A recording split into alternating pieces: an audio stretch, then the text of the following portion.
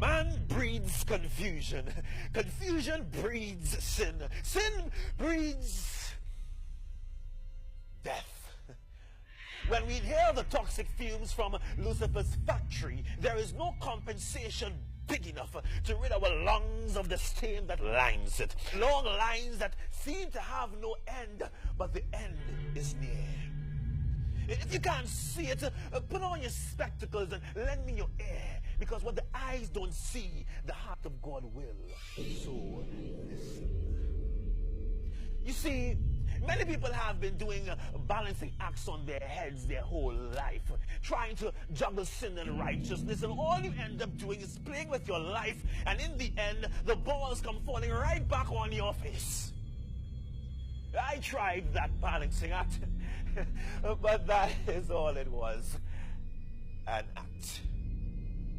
I was racing through life, ignoring the pounding headaches, crushing my brain.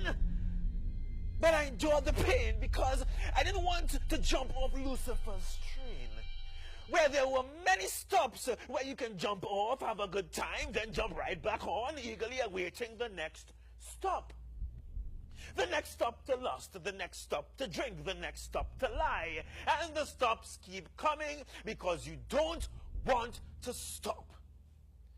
I didn't want to stop. It felt like a nice ride through the countryside, wind blowing through my hair. But no matter how much I tried to yell and scream at the conductor to pull up the brakes, I could not and would not do it because I liked the ride. You see, the ride took me far from my iniquities, the pain, the anger, the resentment, or at least I thought it did. But the only thing I saw along the countryside were the darkness of the tunnels that blinded me. Tunnels that seemed to have no end. So when I thought I was basking in the beauty of the countryside, I was really lost in the wilderness. The only difference with my wilderness and Christ in the wilderness is that he went there so man can find themselves. I went there so I could lose myself. Lose myself. Not in him, but in the world.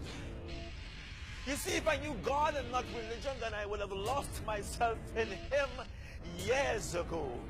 But God is merciful, because the perfect sacrifice will always be the perfect sacrifice. So when I came to know Jesus Christ and his might, that he came to fight the darkness of my tunnel vision life, I opened up my eyes finally, not to the countryside, but to God's paradise. I was now filled with the Holy Spirit and not, well, the other spirits.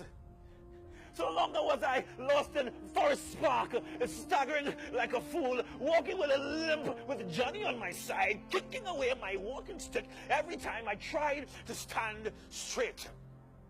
No longer I had to prove my manhood by seeing the world as black and white, but red, the blood-red river that flows, of the price that was paid on the cross. No longer was I imprisoned by the lusts of the flesh, but I was set free by the bleeding flesh of the Lamb. So when you look at me on TV and see me happy as Papi, it's because my Papi loved me so much that he sent his only begotten Son